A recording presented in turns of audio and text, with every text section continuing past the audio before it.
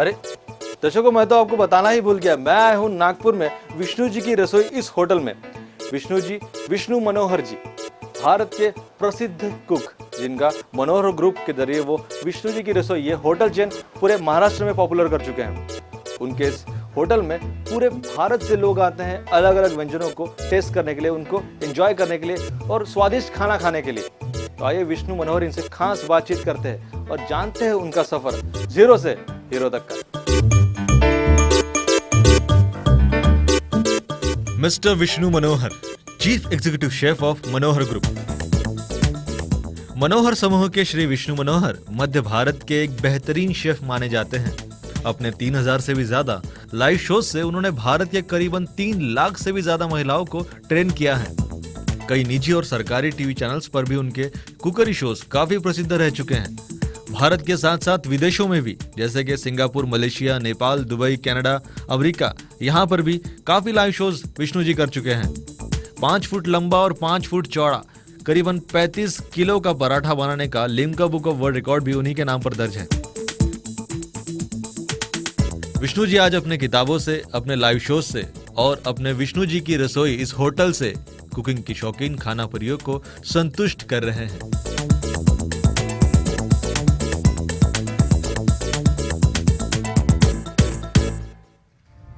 तो दर्शकों, आइए बातचीत शुरू करते हैं विष्णु जी के साथ। सर, बहुत बहुत स्वागत आपका आवाज इंडिया टीवी में। नमस्कार। सर, आज आप कई परिवारों तक रोजगार ले जा रहे हैं। विदर्भ के व्यंजनों को आप भारत भर और देश के बाहर भी आप हर एक की रसोई तक ले गए हैं। पर आपकी शुरुआत कहाँ से हुई? विष्णु जी, मतलब इनके जीवन की शुरुआत कहाँ से हुई? परिवार कहाँ पला बढ़ा, कैसे क्या हुआ?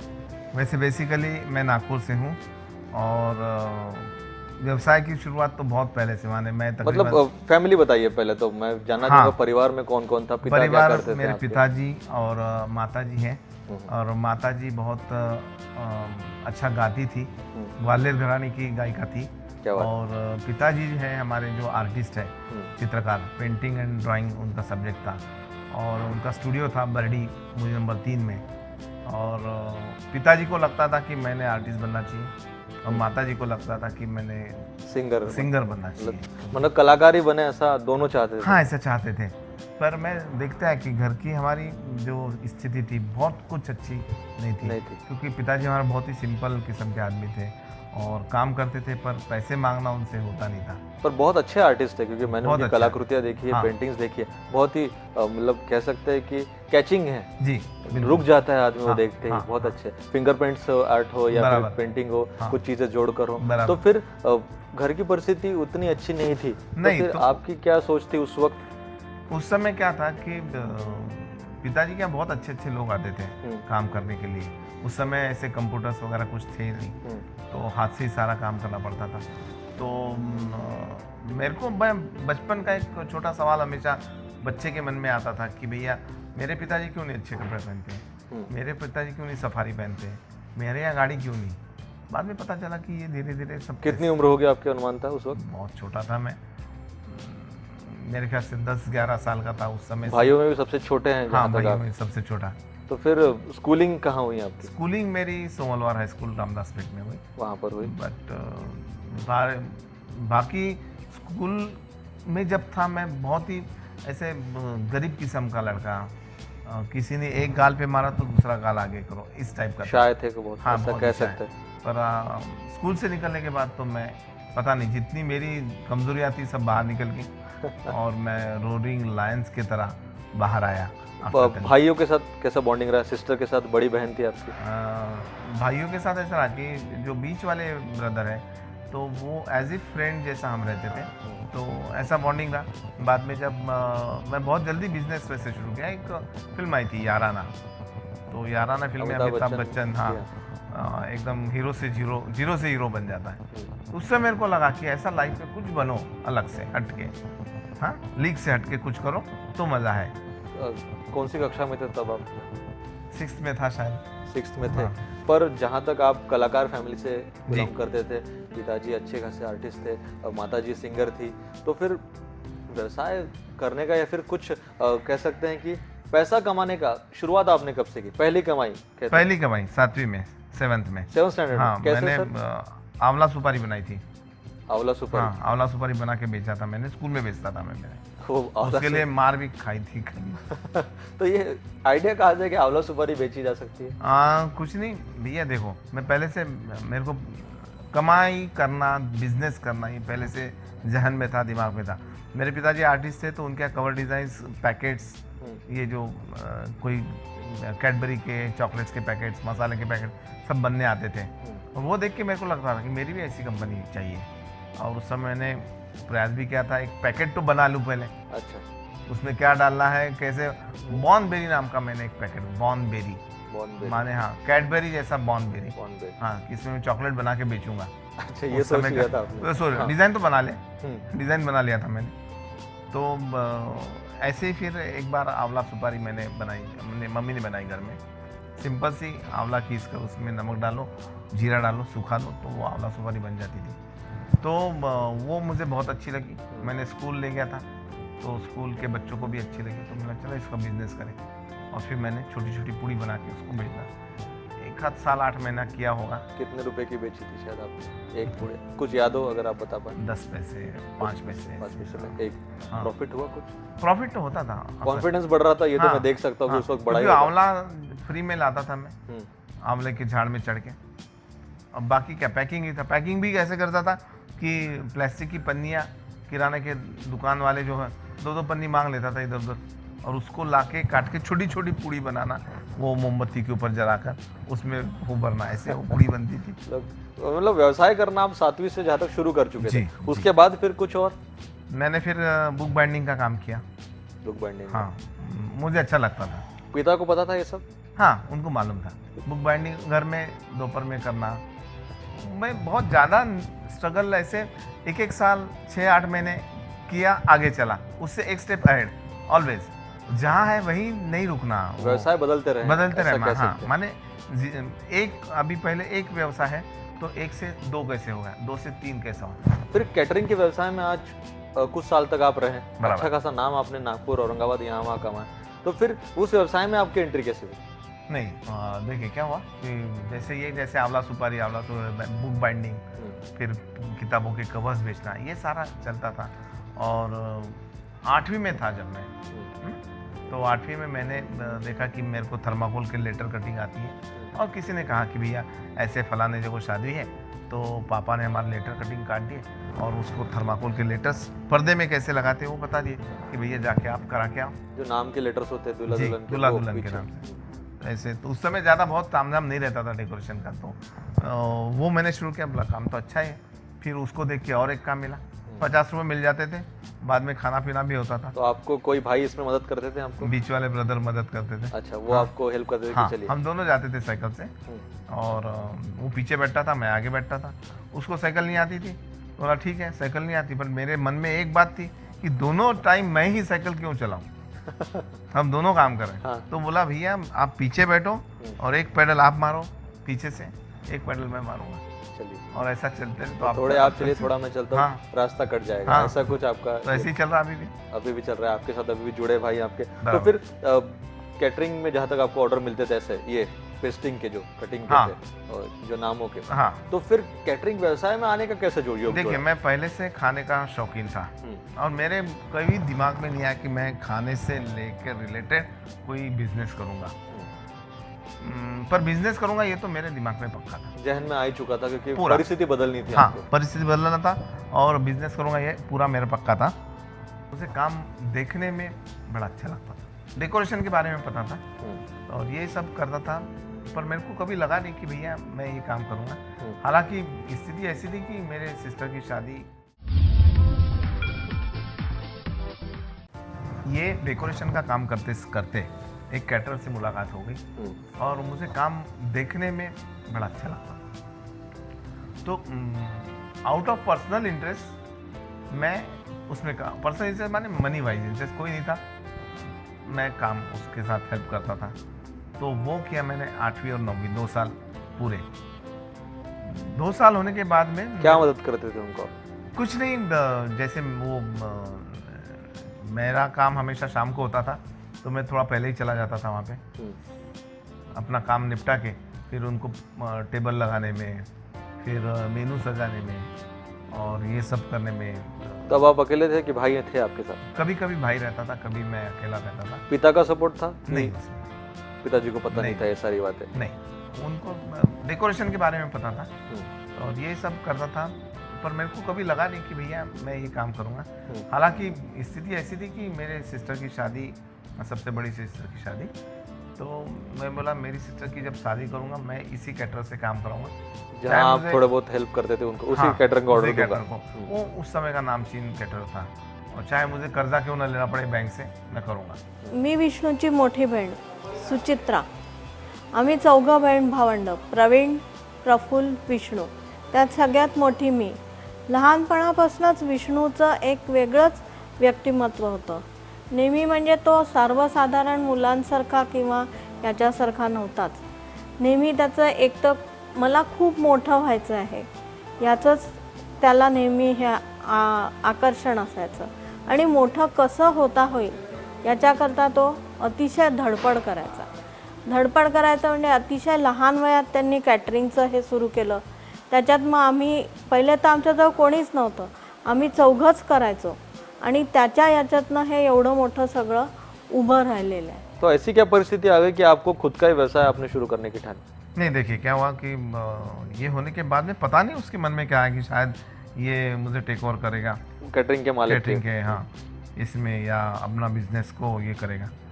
तो उसने एक बार बोल दिया कि भैया ये डेकोरेशन का काम अभी नहीं करना है, पर आपको काम ही करना है तो प्लेट पोंछने का काम आप कर सकते हो। 1.5-2 साल बाद उन्होंने ऐसा कहा? हाँ, 15 रुपये रोज उस समय था। तो आपको तो बुरा लगा होगा ये बात से? बुरा बहुत लगा, तो मैं बोला कि भैया मैं तेरा काम क्यों करूँ, मैं मेरा काम शुरू करूँगा। तो मैंने जिद्दी बन के वो काम शुरू किया। तो आपने तब ठान ली कि अभी तुम्हारे लिए क्यों काम करूँ, मैं अपना खुद शुरू हाँ, और करूँगा, यही करूँगा काम। कैटरिंग में उतरूंगा। हाँ, तो उसमें उस समय मेरे को ऐसे बंडल बताया था जेब में नोटों का, ऐसे नोट रखना पड़ता है, ऐसे पॉकेट थोड़ी होता, बोले साइकिल से जाके काम थोड़ी होता है। बुरा लगा मेरे को, बट मैंने शुरू किया।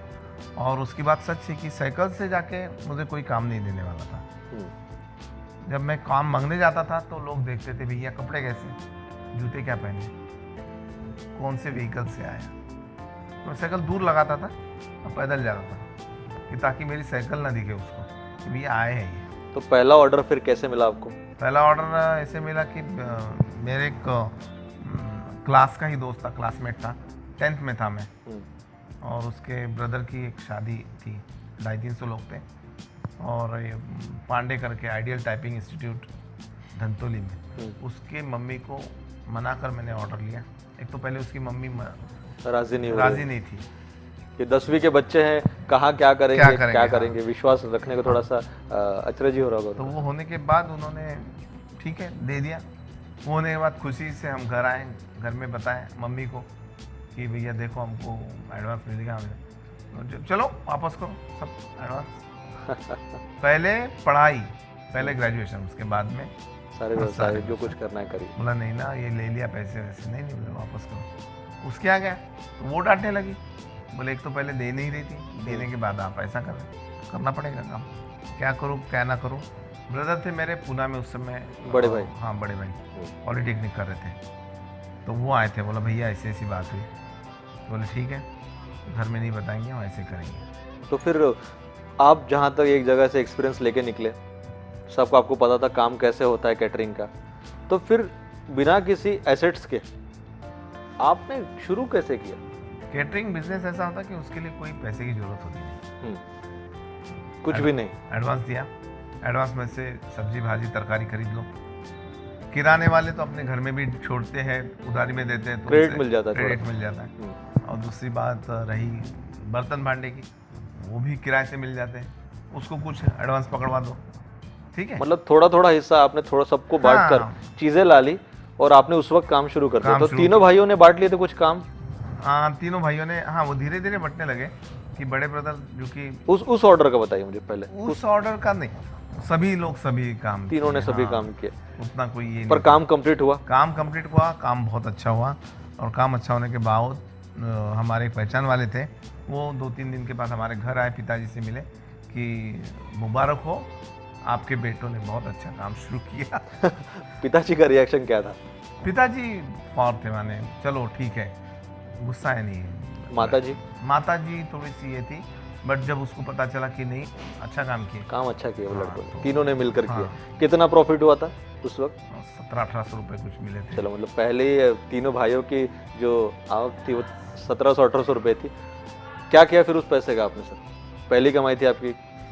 पहली कमाई थी, बड़े जोर शोर के साथ मैंने सपने देखे थे, रात भर नींद नहीं आई थी हम्म, कि चलो कल मेरे को ये पैसे मिलने वाले हैं, और पैसे मिलने के बाद मैं कपड़ा लूँगा, टी शर्ट लूँगा, सिस्टर को ड्रेस लूँगा, माँ को साड़ी लूँगा, अमका ढमका फलाना बहुत सोच ढिमका, लिया। बहुत सोच के फिर गए पैसे। जब असली में जेब में आए तो पहला मन में विचार आया कि अरे मेरे पास गैस सिगड़ी नहीं है, क्योंकि ये काम लेने से पहले मैंने छुटपुट चाय वाय का काम, माने चाय सप्लाई करना, ये शुरू कर दिया था हम्म, 2-4-5 महीने पहले। छोटे मोटे ऑर्डर हाँ, अचानक ऐसे नहीं हुआ कि उसने कैटरिंग वाले ने डांट दिया और दूसरे दिन मैंने कैटरिंग का काम लिया, ऐसे नहीं। ऐसा नहीं। वो सोच में दिमाग कि ये मेरे को करना है, और फिर छुटपुट काम, चाय नाश्ते के काम देना शुरू किया। तो मेरे पास सिगड़ी चाहिए एटलीस्ट, मेरे पास एक बर्तन चाहिए, मेरे पास 150 कप चाहिए, कब तक मैं किराए से लाऊं। ऐसा करते करते मैंने जो जो जरूरी चीज़ें थी उसी पैसे में से खरीद के एसेट बना लिया। मतलब पहले आपने इन्वेस्ट किया वही पैसा, ऐसा वही कह पैसा। सकते हैं आपके ही बिजनेस जी। में। वरना आजकल तो जो युवा हैं, जो प्रॉफिट आता है वो सीधा उड़ाने में गाड़ी घोड़े लेना है। पर आपने आपके बिजनेस को जो लगने वाली थी रूटीन, जो चीजें थी बेसिक, वो आपने करी, प्राइमरी चीजें जैसे कह बराबर। सकते हैं, जी। उसमें आपने इन्वेस्ट किया। फिर आगे कैसे बढ़ा? क्या आप एजुकेशन में गैप हुई कि आप पढ़ाई पे कॉन्सेंट्रेट रहे? नहीं, पढ़ाई तो शुरू थी, फिर पिताजी को जैसे लगता था कि मैंने आर्टिस्ट बनना चाहिए, तो मैंने BFA की जो एग्ज़ाम है Fine उसके arts। लिए पढ़ना शुरू किया, और कंप्लीट तो हुआ नहीं, वो आधा रहा, फिर गैप हुई, फिर किया कंप्लीट, कैसे तैसे उसको कंप्लीट करने के क्योंकि बाद, आप व्यवसाय में भी ध्यान ज्यादा दे रहे क्योंकि थे, हो ऑर्डर्स जाना, बढ़ रहे जिससे होंगे देखिए जहाँ तक। ऑब्वियसली ऐसी बात होती है कि जिस परिवार से आप आए हो, जिस स्थिति से आए हो, वो स्थिति यदि अपनी बदल रही है पैसे के कारण, तो नेचुरली आप उसके पीछे दौड़ोगे। और आप बचपन से सोच ही रहे थे कि मुझे यह परिस्थिति, हाँ। पिताजी के कपड़े से लेकर सारी चीजें बदलने हैं, सभी मेरे के। एक अच्छी लाइफ जीनी है फैमिली मेहनत को करके, बदलना है, हाँ। ये आप सोच ही रहे थे। तो आपको कह ही सकते हैं कि आपको उसमें इंटरेस्ट ज्यादा आ रहा होगा व्यवसाय बिल्कुल में। आया। फिर भाइयों का सपोर्ट कैसा था? जैसे आपके बड़े भाई ने उस वक्त हेल्प की पॉलिटेक्निक से आकर, तो फिर उन्होंने भी सोचा कि यार कैटरिंग में हम जा सकते हैं तीनों भाई? बिल्कुल, क्या है, धीरे धीरे उस समय का पोजीशन थोड़ा अलग था, आज का पोजीशन अलग है। कंपटीशन कट थ्रोट है, बहुत ज़्यादा कंपटीशन, उस समय कंपटीशन कम थी, और जो कि मैं अच्छे फैमिली से था, कल्चरल फैमिली से था, तो पहचान पिताजी की ज़्यादा थी। जो भी काम मिलते थे तो पहचान पिताजी के पहचान से मिलते थे कि चलो भाई मनोहर आर्टिस्ट के लड़के हैं, उनको काम दो, इस टाइप का। प्रेजेंटेशन भी अच्छा था मेरा। मतलब इनडायरेक्टली पापा का भी सपोर्ट हो ही रहा था, आशीर्वाद आ ही रहा था, हाँ। ब्लेसिंग्स आ रहे थे, Blessings आ रहे थे। ऑर्डर्स मिल रहे थे। हाँ, और जहाँ बड़ा काम है कि बच्चे देख के नहीं देंगे, तो हम मम्मी का सपोर्ट लेते थे, मम्मी को बोलते थे कि चलो हमारे साथ, और उनसे बात करो। तो फिर डिस्ट्रीब्यूशन ऑफ वर्क कैसे होता था भाइयों में? तो मार्केटिंग सारा ब्रदर देखते थे, दोनों बड़े भाई? हाँ, और कस्टमर्स के यहाँ जाना मैं और बड़ा भाई देखता था, तैयारी करना बीच वाला भाई। बाद में पूरा वो जो तैयारी होने के बाद किचन वाला जो किस्सा था वो सारा मैं संभालता था। मतलब किचन से आपका लगाव कह सकते हैं कैटरिंग के बिजनेस बढ़ने के बाद आना शुरू हो गया था?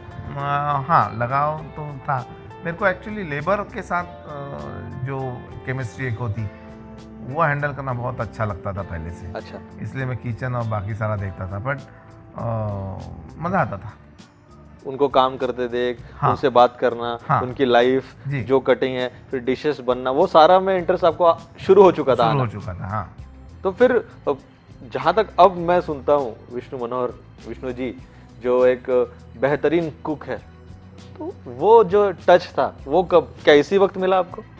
नहीं मिला नहीं, ये मैंने मिलाया, अच्छा, वो आपने हाँ। क्रिएट किया? क्रिएट किया। आपको यदि बिजनेस का नॉलेज नहीं है, आपको चीट करते लोग काफ़ी।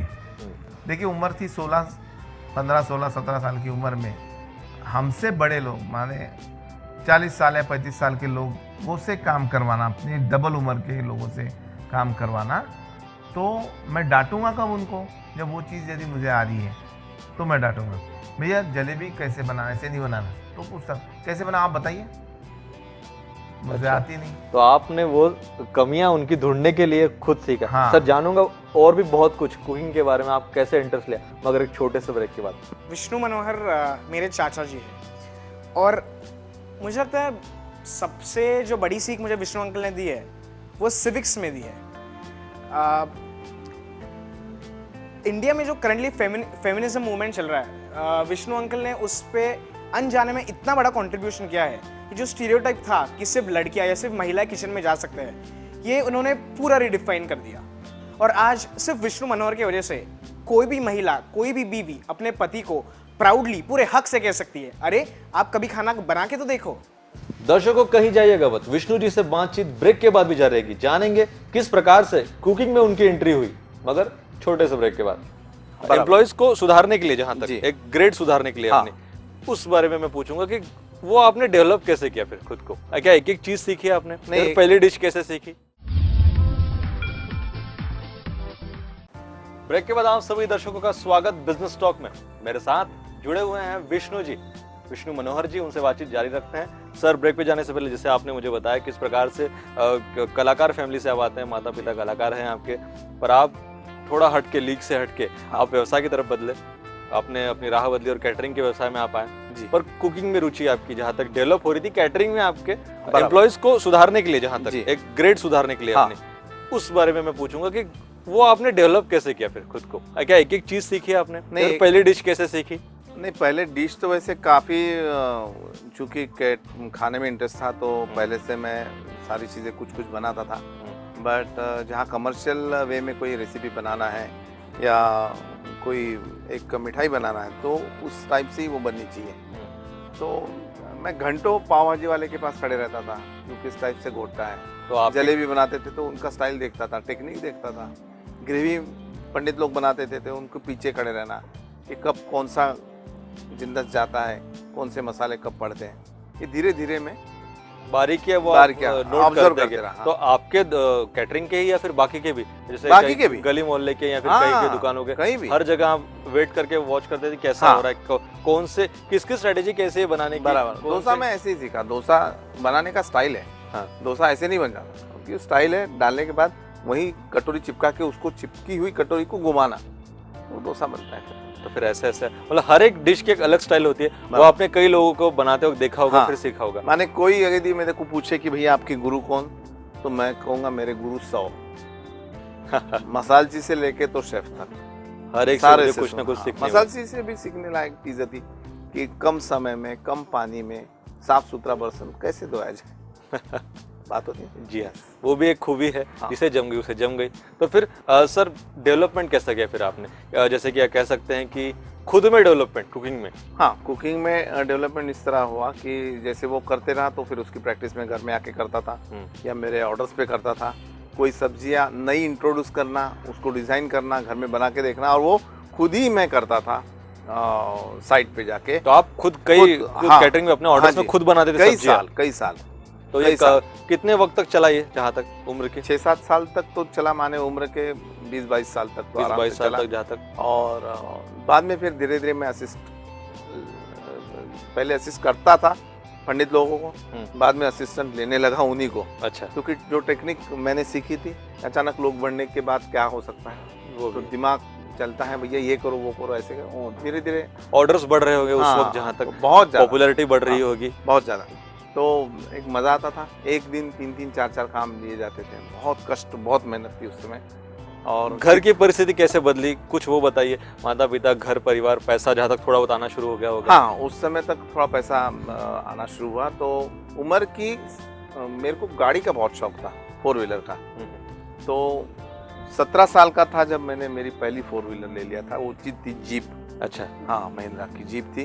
वो जीप इसलिए लिया कि काम नहीं है, मैं हुड लगा लूँ, जीप चलाऊँ, काम है, हुड निकाल दूँ, सामान भरूँ, इस टाइप का वो थोड़ा दोनों मल्टीपर्पज। हाँ। और एट द एज ऑफ 23 मैंने मेरा मकान ले लिया था, एक फ्लैट ले लिया था मैंने, बढ़िया 2000 फीट का, बर्डी पे ही। बाद में फिर धीरे धीरे मैंने पीछे देखा नहीं, फिर मुड़ के आपने कभी देखा ही नहीं, क्योंकि आगे बढ़ते रहे आप। भाई तीनों मिलकर, जहाँ तक फिर सिस्टर की शादी हो चुकी थी। सिस्टर की शादी, हाँ, जीप लेने के बाद 1-1.5 महीने में ही हुई, और हम तीनों भाई जुटे हुए थे। फिर तीनों ने एक समय ठान लिया कि चलो इसी को अब फैमिली बिजनेस बनाए, और तीनों अपने अपने तरीके से काम में लग गए। और जहाँ तक होता ही हूँ कि एक कोई तो आदमी सामने आता है पर उसके पीछे उसके घर वाले, उसके भाई, उसके बहन, माता पिता, परिवार सारे होते हैं। तो उनके पीछे मेरे यहाँ जो काम करने वाले लोग हैं वो होते हैं। तो इनका यदि साथ नहीं है तो ये नहीं तो एक कर टीम बिजनेस करके आप टीम में। वो टीम आपके आगे आती है कि सबके जहाँ तक घर चलने लगे, जी। परिवार आगे बढ़ने लगे और एक उन्नति की ओर अपने शुरुआत कर दी, कदम बढ़ा दिया था। पर जहाँ तक मैं देखता हूँ कि एक आप कुकिंग के बिजनेस में एक मार्केटिंग लेकर आए, कुकिंग की मार्केटिंग आपने देश और दुनिया में की। जी। तो वो कहाँ से सोचा आपने कि यार मुझे मार्केटिंग करनी चाहिए इसकी, या फिर मुझे शोज में बोलिए, पब्लिक शोज में बोलिए, लोगों को सिखाना चाहिए, टीवी में आना चाहिए, ये कहाँ से पॉपुलैरिटी का, ये कहाँ से आपको सोचा आपने? तो हालांकि ये जब मैंने शुरू किया, जब मेरे मामा या मेरे कोई और रिश्तेदार जो थे वो कहते थे कि भैया सिंधु के लड़के, मेरी माँ का नाम सिंधु था, जी। वो अय्ये बन गए, और वो बात बड़ी मेरे इसमें लगी जहन थी, में जहन आपके कि में बुरा मतलब लगा। ठीक है ये तो ये यार, बट काम तो कर रहा हूँ मैं, किसी की हाँ। चोरी तो नहीं कर रहा हूँ। हाँ, तो मेहनत का मैंने- काम है। मेहनत का काम है, शुरू किया। और पहले मेरे को वैसे बताऊं कि अमिताभ की जब फिल्म देखा तो मैंने याराना हाँ। तो मेरे को एक्टर बनना था। अच्छा, हाँ। उस वक्त आपको लग रहा था कि एक्टर हाँ, बनते हैं। एक्टर बनेंगे, और उस टाइप का काबिलियत भी थी मेरी, अभी भी है। और शख्सियत रखते हैं आप? हाँ। वैसी है आपकी शख्सियत एक्टर लायक? नहीं तो होता क्या, तो आफ्टर 10th मैंने जब सोचा कि यदि एक्टर बनना है तो वो वहाँ अंधेरा है। ये जो लाइन मैंने शुरू की उसमें उजाला दिख रहा है, काम आना चालू हो गए थे, पैसे दिखने लगे थे, और बोला नहीं, मैंने दिल पे बोझ रख के एक्टिंग की फील्ड बाजू में रखा और इसके शुरू किया। पर कहीं ना कहीं दिमाग में तो था, जहन में था कि नहीं यार, मैंने नाम कमाना चाहिए था कुछ तो, पॉपुलैरिटी। क्योंकि कैटरिंग का नाम एक अलग था और as a actor, as a presenter ये नाम अलग है। तो फिर जो कि मैं अभी अच्छा खाना बनाने लगा था, एक रोटरी क्लब की मैडम मेरे पास है, बोले एक बार क्या नाम था उनका? मिसेस बोधनकर। बोधनकर। हाँ, तो उन्होंने कहा कि नहीं हमारे लेडीज़ को सिखाओ आप। तो मैं तो पहले 2-4-8 महीने ऐसे ही ये किया, हिम्मत नहीं हो रही थी। पर जब मैंने सीखा तो पता चला कि नहीं, बात करने का ढंग भी लोगों को पसंद है और खाना तो ही है। ऐसे भी आप एम्प्लॉय से अपने जुड़े थे तो आपको वाक कौशल आता था, बात करने का ढंग आपको आता था, कुकिंग आप सीख चुके थे, तो आपको बारीकियों से लेकर सारी चीजें आपको पता थी। हाँ। तो शायद उन दोनों का मिलाप हुआ और आपको चांस मिला। तो ये सोने पे सुहागा हो गया शायद। हाँ। ऐसा कह सकते हैं। ऐसे ही हो सकता है। फिर एक शो करने के बाद बोला चलो दूसरा तीसरा, ऐसा करते करते बोला ये जरिया है लोगों तक पहुंचने का, दिलों तक पहुंचने का, क्योंकि थोड़ा नाम हो गया था, लोग मिलने आते थे। फिर मैंने सबसे पहले लोकल चैनल के लिए एक शो किया, वो हिट हुआ। उसी के जरिए मैंने दूरदर्शन पे मेरा खुद का सीरियल प्रोड्यूस किया कि cookery show with Vishnu Manohar, 26 episode थे। शो मेरा ही था, ऐड नहीं मिली, बट मेरा नाम कहीं तो रजिस्टर्ड हुआ, लोगों में आप प्रचलित होने लगे। लगे। चेहरा है, कोई ऐसा कुक कोई है, तो, हाँ, शेफ है जो शेफ अच्छे है, डिशेस हाँ, बढ़ाता बढ़ाता है। और दूरदर्शन से एरिया कवरेज बहुत है, बहुत शायद ज्यादा पूरे भारत में आप एक पूरे, प्रकार से हाँ, पॉपुलर फेसेस में आ चुके थे। बराबर। तो फिर और कई प्राइवेट चैनल्स का ऑफर्स आने लगे? ऑफर्स वैसे नहीं आए, आपने एक प्राइवेट चैनल में अभी भी जहाँ तक 1300 एपिसोड कर चुके हैं आप। 3000 एपिसोड, 3000, जहाँ हाँ, सॉरी 3000 हाँ, ईटीवी में जहाँ ETV में। जी। तो उनका ऑफर ऐसे आया कि मैं धीरे धीरे फिर मेरी छुटपुट एक्टिंग भी कहीं ना कहीं दिखने लगी थी। तो जो एक नंदू शिंदे जी हो सीरियल्स बनाते थे नागपुर के, तो उनका एक सीरियल में मैंने किरदार निभाया था एक यूनियन लीडर का।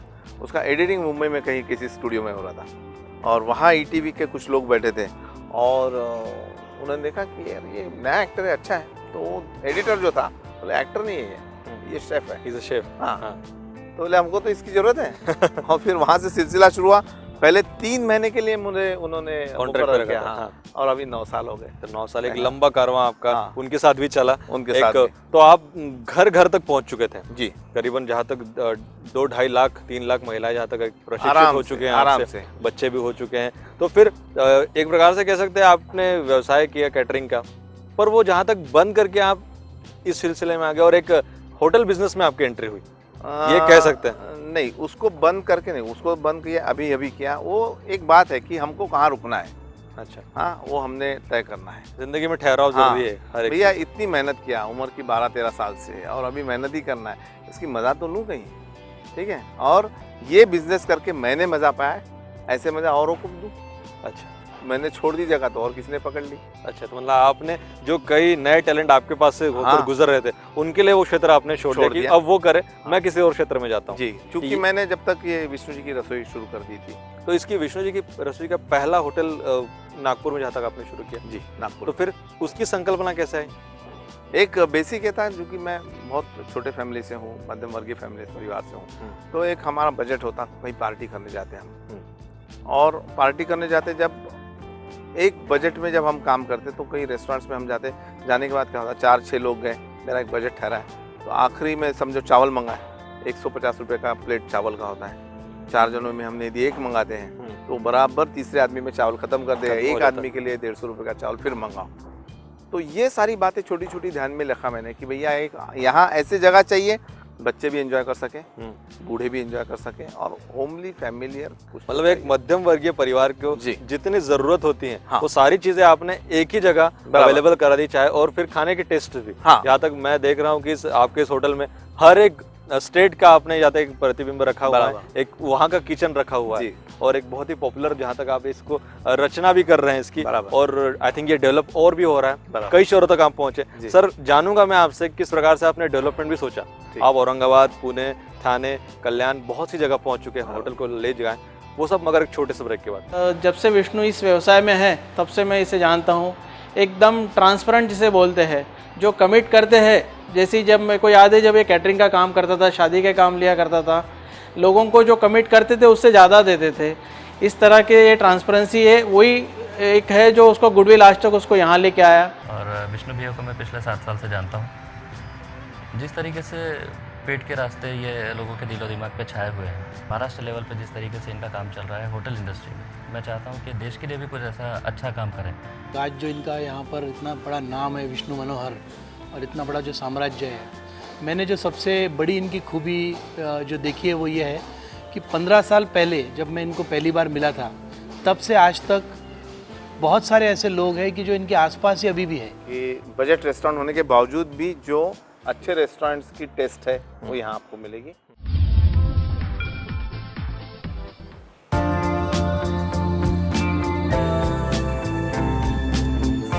ब्रेक के बाद फिर से एक बार आप सभी दर्शकों का स्वागत बिजनेस टॉक में। मेरे साथ अब भी जुड़े हुए हैं विष्णु जी, विष्णु मनोहर जी। आइए उनसे बातचीत जारी रखते हैं। सर, ब्रेक पे जाने से पहले आपने मुझे बताया कैसे आप कैटरिंग के बिजनेस से कुकिंग फील्ड में आए। आप एक खुद एक अच्छे शेफ बन के उभरे, कई प्राइवेट चैनल्स पे, सरकारी चैनल्स पे भी आपने अपने शोज़ किए, 3 लाख के आसपास महिलाओं को अपने लाइव ट्रेनिंग दी, लाइव शोज़ भी किए हैं। पर आप होटल व्यवसाय में आए, कैटरिंग के एक व्यवसाय को विराम देकर आप जहाँ तक ऐसा कैसे विराम दिया आपने, और होटल चेन आपने शुरू की विष्णु जी की रसोई इस नाम से। तो ये ब्रांड आपने नागपुर में शुरू किया, तो उसमें आपने एक अलगपन कैसे मेंटेन किया? क्या अलग खासियत होती है विष्णु जी की रसोई इस होटल की? देखिए, एक तो यहाँ पर क्या होता है कि बजट रेस्टोरेंट कह सकते हैं इसको, कि बजट रेस्टोरेंट होने के बावजूद भी जो अच्छे रेस्टोरेंट्स की टेस्ट है वो यहाँ आपको मिलेगी। सेकंड थिंग, आपको बहुत ज़्यादा पैसे लेके आपको यहाँ आना नहीं है। एक मिडिल क्लास फैमिली अच्छे से अपनी पार्टी कर सके। और दूसरी बात, यहाँ संतोष इस बात का होता कि सुकून मिलता है आपको यहाँ बैठने के बाद। कोई उठना है आपको, ऐसे बंधन नहीं है, ठीक है। कई रेस्टोरेंट्स में ऐसा होता है कि भैया पीछे लोग खड़े हो जाते हैं, आपको ऐसा लगता है भैया कब उठेगा और मैं कब खाऊंगा, कब बैठूंगा। हाँ, ऐसा होता है कई बार। हमारा लिमिटेड 250-300 का कैपेसिटी, उतने लोगों को ही खाना बनाते और लोग एंजॉय करते हैं। चलिए, मतलब एक प्रकार से आपने जैसे कि आपके स्लोगन भी लिखा हुआ है जी कि रोज के जहाँ तक सुखों की जरूरत नहीं है, पर जो मिले वो सुखी होना चाहिए। मतलब जितना मिले हमें वो असंतुष्ट होना चाहिए। कई बार हेवी जो जैसे बजट वाले डिशेस होते हैं उनमें भी संतोष नहीं मिलता है, बिल्कुल, पर जो संतोष मिलता है वो हेवी वैसे जरूरी नहीं है। कम बजट में बेस्ट चीज आप कम में बम। अच्छा, कम में बम जैसा कह सकते हैं हम मिलता है। सर, नागपुर के बाद आपने कैसा क्यों सोचा कि मुझे ये टेस्ट बाहर भी ले जानी चाहिए? देखिए, कई नागपुर ऐसा एक सेंटर सिटी है। वैसे तो पुणे, मुंबई के या पश्चिम महाराष्ट्र के लोग जब आते थे तो वो कहते थे आप ये मुंबई में शुरू करो, आप ये पुणे में शुरू करो, वहाँ इसको अच्छा लाइकिंग मिला। क्योंकि आप देख रहे होंगे कि जिस टाइप से हम खाना खिलाते हैं, रेगुलर बुफे नहीं है, इट्स अ लाइव किचन। और किचन रहने के बावजूद भी जैसे अपने घर में रोटी बन के अपने थाली में आती या कोई तंदूर बना के अपने को तुरंत देता, वो जो फीलिंग है, वो फीलिंग वहाँ कमी है उसकी मुंबई पुणे में। तो बोले आप वहाँ पे आइए तो आपको ज़्यादा अच्छा अप्रिसिएशन मिलेगा।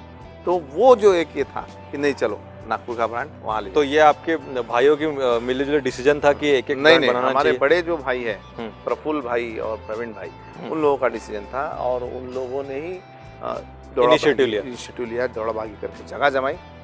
चलो, मतलब सर ऐसा कह सकते हैं कि आप सभी भाइयों ने मिलकर हाँ। एक बड़े भाइयों ने डिसीजन लिया कि इसको और नए आयाम तक ले जाते हैं, हाँ। और कई लोगों तक, कई शहरों तक बराबर। जो टेस्ट है आपकी विष्णु जी की रसोई, इसको ले जाते हैं। तो आपने फिर कई शहर जैसे कि पूना, ठाणे, औरंगाबाद। औरंगाबाद यहाँ आपने शुरू किया। फिर सर आप मेंटेन कैसे कर पाते हैं आप इतनी जगह पर वॉच कह सकते हैं, या फिर टेस्ट जो आपकी विष्णु जी की रसोई की टेस्ट ही है जो लोगों को वापस खींच लाती हैं, तो वो आप मेंटेन कैसे कर पाते हैं? नहीं देखो क्या है कि जो भी बंदे वहाँ काम करते हैं तो वो बंदों को ट्रेनिंग यहाँ दी जाती है इस किचन में, ताकि टेस्ट मेंटेन रहे। वहाँ का यदि मैं काम करने वाला लूँ तो उसके दिमाग में वहीं की टेस्ट एक होती है और धीरे धीरे अपनी टेस्ट जाके उसकी टेस्ट आती है। जैसे बंदे यहाँ के काम करते तो वो टेस्ट मेंटेन रहती। दूसरी बात, अभी दुनिया इतनी आगे गई है, सब दूर कैमरे लगे हैं और सारों जितने भी कैमरे लगे हैं उसका कनेक्शन मेरे पास मोबाइल में आता है, इसलिए दो एंड्रॉयड में साथ में रखता हूँ। बटन दबाओ तो मेरे को वहाँ का किचन दिखता है, किसने टोपी पहना नहीं पहना, किसके नाखून निकले हैं नहीं निकले। हाँ, छोटी छोटी चीज। एक बात और रखता हूँ मैं कि जब रेस्टोरेंट शुरू होता और वहाँ का जो भी मैनेजर या कैप्टन होता उसको पूछता हूँ कैसे चल रहा भाई, ठीक है, चालू है, हाँ है, लोग कहाँ खड़ा है, किसी टेबल, जो कस्टमर है उसको दो फोन, बताओ मैं बात कर रहा हूँ। और मैं डायरेक्टली कस्टमर से बात करता हूँ, रिलेट करता हूँ। अच्छा भाई आप, मैं नहीं हूँ, आप वहाँ पर हो, आपका स्वागत है और आपको कैसे लग रहा है खाना। क्या बात, मतलब आप कस्टमर से डायरेक्टली अटैच भी रहते हैं। पर सर आप भी एक फूडी है, या तो मुझे पता है कि आपको खाना बहुत पसंद है। मेरा शरीर बता रहा है। जरूर सर। सर तो आप कई बार कई नए शेफ्स के डिशेस टेस्ट करते होंगे, तो आप उनको सराहते हैं या फिर जाकर मिलते हैं, या फिर कैसा होता है एक शेफ दूसरे शेफ से मिलता है? अब आप एक एक्सपीरियंस्ड शेफ हो चुके हैं तो फिर क्या होता है अनुभूति, मतलब कुछ ऐसा कोई वाकया बताएंगे मुझे? नहीं देखिए क्या होता है कि हर इंसान जब खाना बनाता है तो वो दिल लगा के ही बनाता है, हाँ। अच्छा ही बनाता है जरूर। हाँ। और कई जगहों मुझे 10 में से 2-4 जगह ऐसा हुआ टाइम पास करते हैं या जिसको समझता नहीं वो ये करता है, ठीक है। पर कई जेन्युइनली लोग बनाते हैं, मैं तरीके से खाता हूँ और मेरे को लगता है कि भैया नहीं, इसको यदि 2 चीज़ मैं बता दूँ तो इसमें इम्प्रूवमेंट हो और ये और अच्छा कर सके, तो मैं अगले का किसी को सलाह देते हैं। अंदाज लेके फिर सलाह देता हूँ, भैया ऐसा कर तो और अच्छा है। अच्छा हाँ, नहीं तो क्या होता है खामखा की बोलता है चलो आए झाड़ के चले गए। अच्छा, ऐसा भी नहीं लगना चाहिए किसी को। चलिए, मतलब जहाँ जरूरत लगती है कि ये बंदा, ये शेफ अगर थोड़ा सा हाँ। तो आप उसको एक सराहते हैं या फिर उसको करेक्ट कराते हैं या फिर कुछ हाँ। सजेशंस देते हैं, ऐसा Suggestions होता देते है।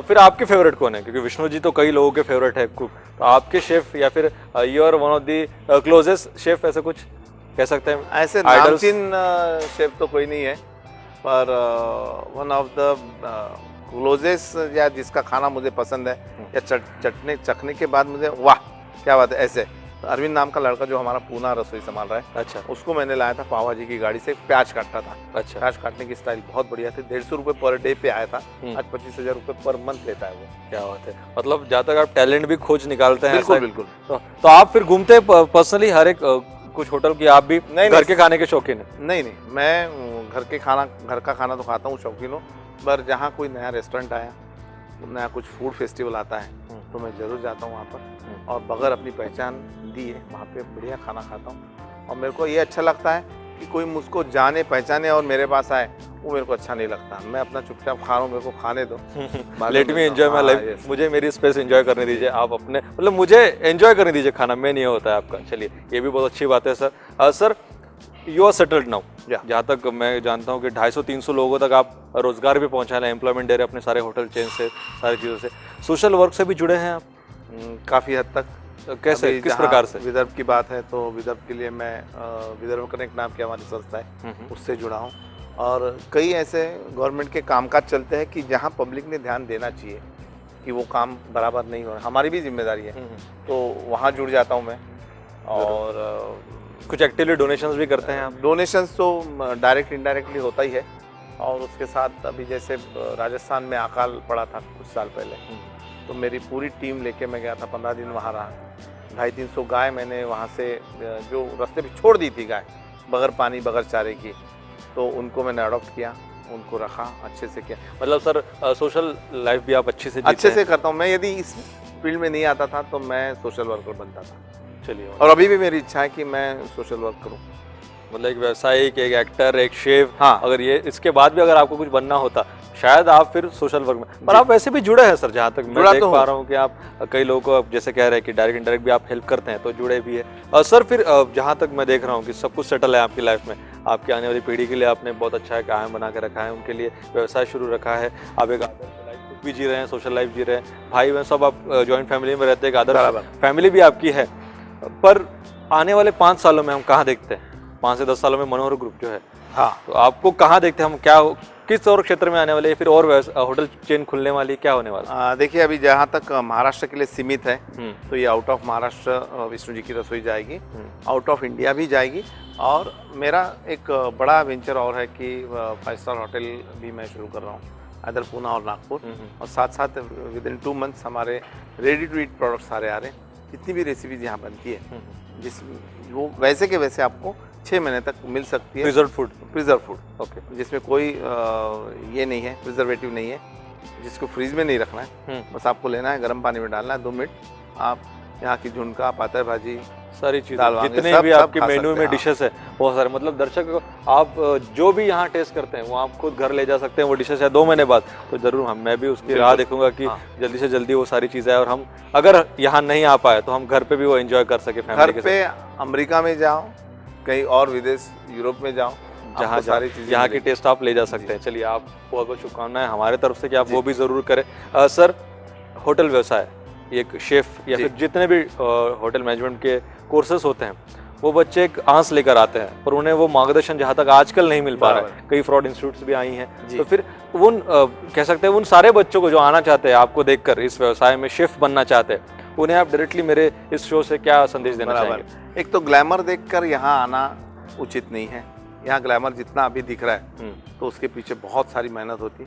मैंने हमाली तक किया है पहले, और उसके बाद में यहाँ आने के बाद चकाचौंध की आदत हो गई है, तो यहाँ आने के बाद रोते हैं बच्चे, क्योंकि स्टार्टिंग में ही इंस्टीट्यूशन में उन्हें एक बोरी प्याज काटने दिया जाता तो रोना आ जाता है। मेहनत की तैयारी रखें, एम अपना साफ रखें कि मेरे को शेफ़ बनना है, शेफ़ ही बनना है, मेरे को बाहर का कुछ देखना है, अकाउंट्स देखना है, मैनेजमेंट देखना है, तो वो उसी लाइन में जावे। मतलब टारगेट डिसाइड करके आए और लास्ट टर्म छोड़ के आए जी। यस, और सपने देखना मत भूलो, बड़े बड़े सपने देखो और मेहनत करते रहो, और अपने टारगेट गोल कॉन्सेंट्रेट रखो, कभी उसे भटकने मत दीजिए। चलिए, बहुत बहुत शुक्रिया सर, आपने हमें वक्त दिया और बहुत सारी चीज़ें बताई, और इस व्यवसाय जो एक आकर्षित करने वाला व्यवसाय, उसके बारे में बहुत कुछ बताया। बहुत बहुत शुक्रिया। और एक बात और बता दूं कि जो लोग इस व्यवसाय में आना चाहते हैं और उन बच्चों को आप मैसेज दे दें कि कभी किसी को कोई किस्म की ज़रूरत पड़ी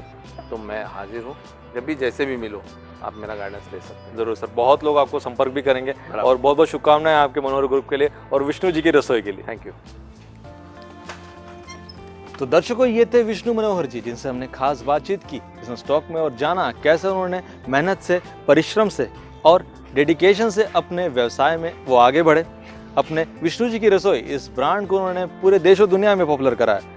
पूरे भारत में अभी वो नए होटल चेन शुरू करने वाले हैं। उनसे हमने जाना कि कैसे आप मेहनत करिए, आप दृढ़ निश्चय रहिए, और जहाँ तक अहंकार को अलग रखकर आप अगर व्यवसाय करते हैं तो आप अपने व्यवसाय में एक अलग ऊंचाई को छू सकते हैं। ऐसी एक शख्सियत से हम आपको रूबरू करवाएंगे अगले एपिसोड में। तब तक देखते रहिए बिजनेस टॉक, जो कि सफर है 0 से हीरो तक का।